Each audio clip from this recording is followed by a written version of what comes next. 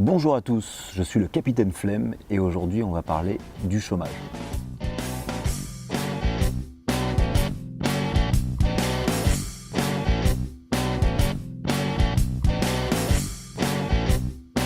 Là, on va s'attaquer donc au problème du chômage. Évidemment, je ne vais pas vous expliquer comment résoudre le chômage, même si j'ai quelques solutions et 2-3 idées. Ce ne sera pas le débat ici. Le débat, c'est plutôt de vous expliquer comment fonctionne le chômage et en tout cas, quel type de chômage existe. Avant toute chose, revenons un peu sur le SMIC. Je vous avais expliqué que le SMIC est donc fixé artificiellement sur le marché du travail par l'État. Aujourd'hui, 1 150 € net. Le SMIC est revalorisé 2 fois par an, au 1er janvier et au 1er juillet, selon un minima de 0,6% qui est censé suivre l'inflation. Et avec cette revalorisation, ça permet aux personnes qui touchent le SMIC de conserver leur pouvoir d'achat. Évidemment, quand je vous parlerai d'inflation, je vous parlerai aussi de pouvoir d'achat. Revenons au chômage. Il existe 3 types de chômage. Le chômage conjoncturel, le chômage structurel et le chômage frictionnel. Je vais commencer par ce dernier.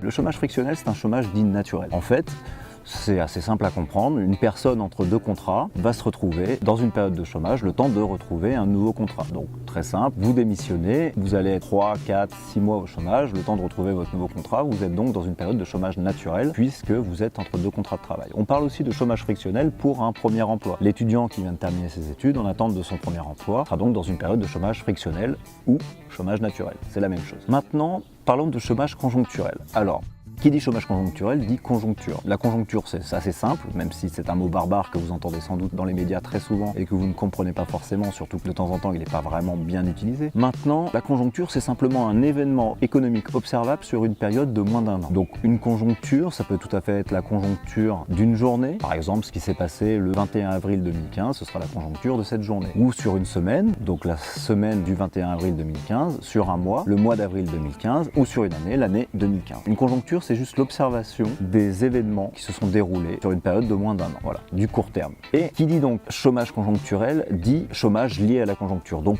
aux événements qui se déroulent. Eh bien, c'est très simple, quand ça va bien, quand la croissance augmente, progresse, quand l'économie se porte bien, le chômage diminue. Ça, vous le savez tous, c'est du bon sens. Et bien, dans l'autre sens, quand l'économie se porte mal, le chômage augmente. Sachez que ceux qui subissent ce chômage conjoncturel, ce sont surtout ceux donc, qui ont des contrats à durée déterminée, car les employeurs ne préférant pas licencier puisque le licenciement coûte cher, ils vont donc attendre tout simplement que les contrats s'arrêtent et ne pas les renouveler. La plupart du temps, les CDD ne sont pas renouvelés, des choses comme ça, ce qui provoque de plus en plus de chômeurs qui se présentent chez Pôle emploi. Alors, puisqu'on parle de Pôle emploi, sachez qu'en France, c'est l'INSEE qui récupère les chiffres de Pôle emploi, c'est-à-dire chaque mois on comptabilise les nouveaux arrivants et on déduit avec les sortants et on obtient les chiffres de chômage chaque mois, c'est-à-dire ceux qui sont arrivés moins ceux qui sont partis. Attaquons maintenant le 3e type de chômage, le chômage structurel.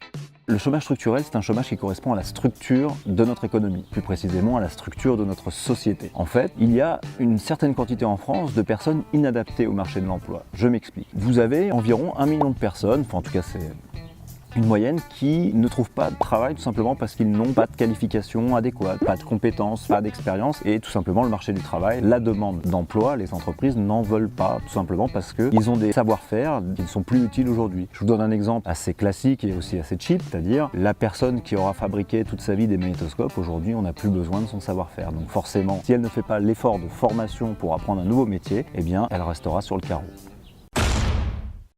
Si la vidéo vous a plu, n'hésitez pas à mettre un petit pouce bleu, vos commentaires, comme vous le sentez, abonnez-vous. En attendant, concernant le chômage, évidemment, j'aurais pu vous parler de choses beaucoup plus complexes et compliquées, mais j'ai la flemme.